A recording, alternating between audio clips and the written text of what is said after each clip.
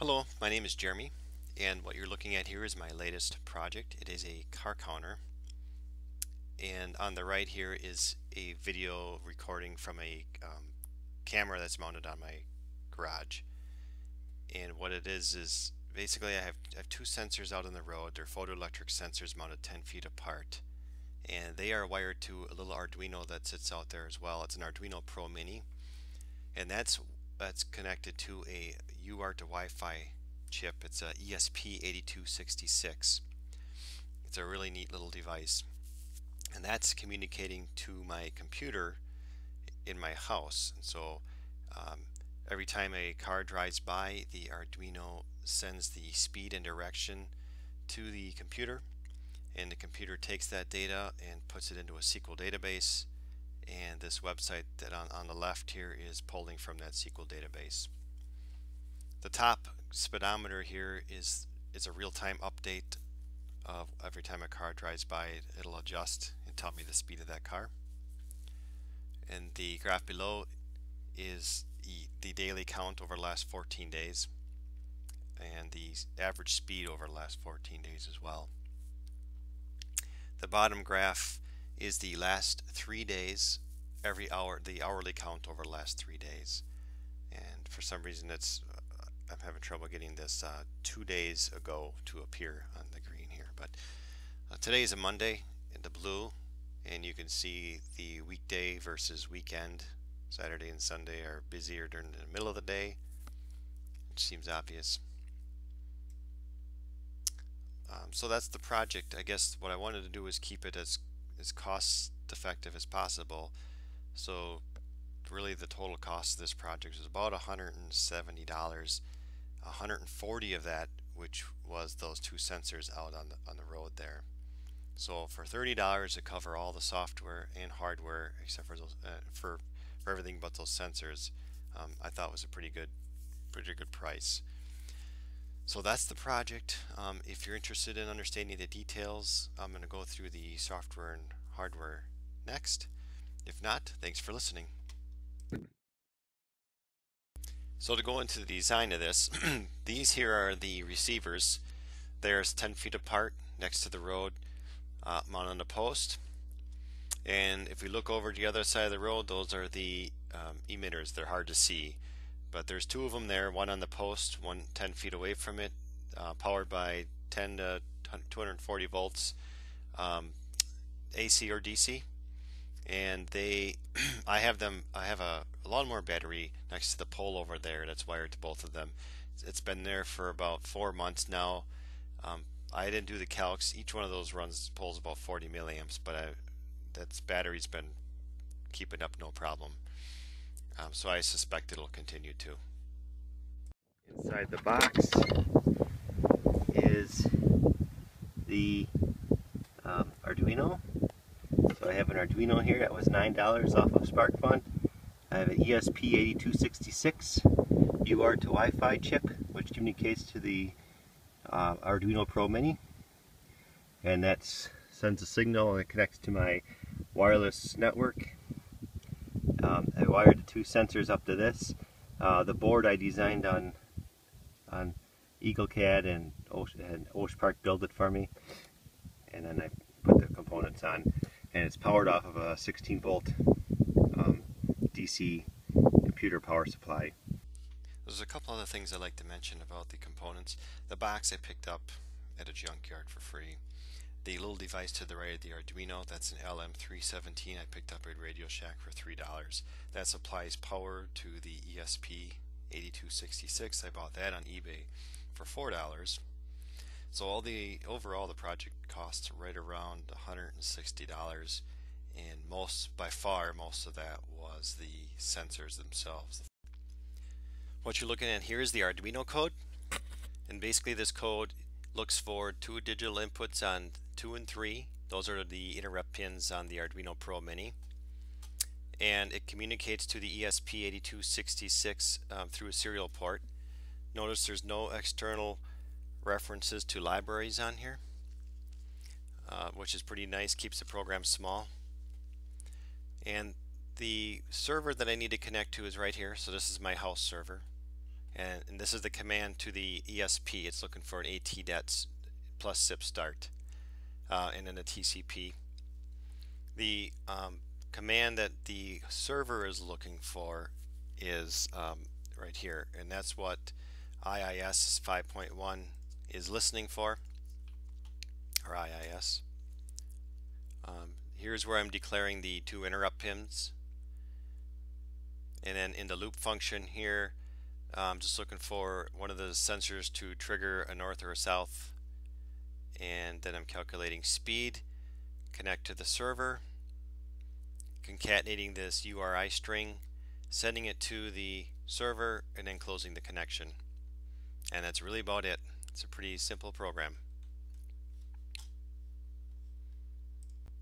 So next I want to talk about the PCB that was out there out by the road. And this is it. I started with a schematic. This is EagleCAD 7.2. It's a new version. And just picked the components and then placed it on this board. And it was, like I said, a pretty simple project here, so the board didn't take too long to put together.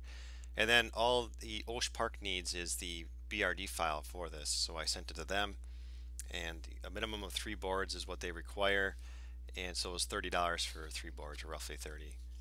It's a good thing I needed 2 boards, because the first one, the Pro Mini that I received, wasn't working very well, but it's too hard to desolder once those are put in. So that's the hardware side of it. So next here is the SQL database side of it.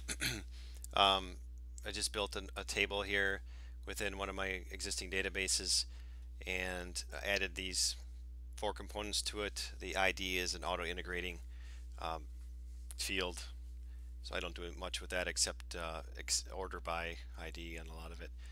And then date time, that's set within the server here within the computer, and speed and direction is coming from the Arduino.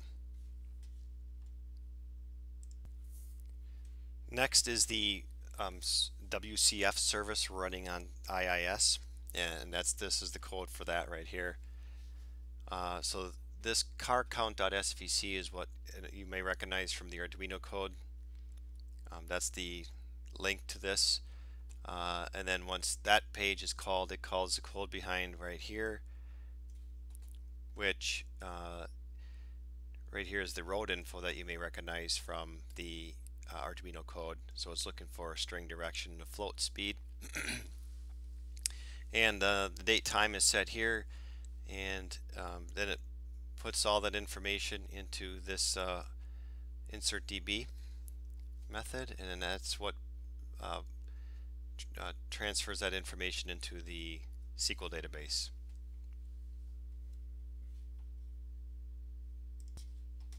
And finally, the code for the web page is right here. Like I said, I used Highcharts. I searched around a lot and found that Highcharts seemed to be the best. It's Java based, so it works on any browser. Very well documented, good examples. There's a highcharts.complex for ASP applications, which is what I've been using here. I know MCV is out now, but I'm still kind of used to this model of development, and haven't moved over to anything new yet. I'm still running XP, if you may not notice as well. So I just haven't migrated to the newer style yet. So basically, the Java code is right here for the gauge. This is based off the standard examples that they have. The challenging part that I faced was this AJAX function right here, getting this all to work right. So you can see I have to call this speed update.aspx, which is right here. It's just passing this literal back to the JavaScript, and the code behind for that is fairly simple. Just running this query right here from the database and passing that value, which is speed, into the string back to the ASPX page, which is getting passed to the Java page here. Next is the graph for the daily car count and the average daily speed. So in this case it's more than one value. Highcharts likes to see this in JSON, so this takes it and takes a JSON value and places it into an array, and then the data is displayed right here. And then basically the same thing for the hourly charts as well, in the last 3 days worth of charts.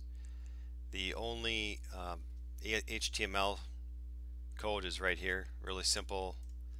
I didn't want any flashy stuff on the screen, so I wanted to load fast, and so I kept it simple. So that is the extent of the project and the details behind it. I hope this helps people if they're interested in doing something similar.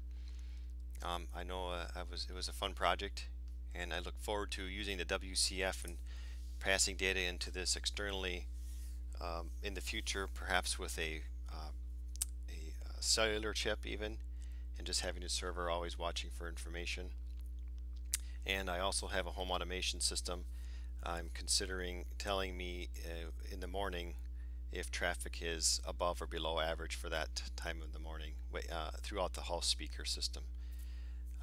So there's a lot of things I can do with this. I'm not even using the north-south data yet, but the data is going into the database, so it's there. If I decide I want to use it, I can do whatever I want. So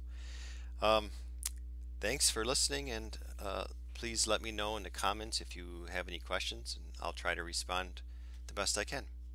Thank you.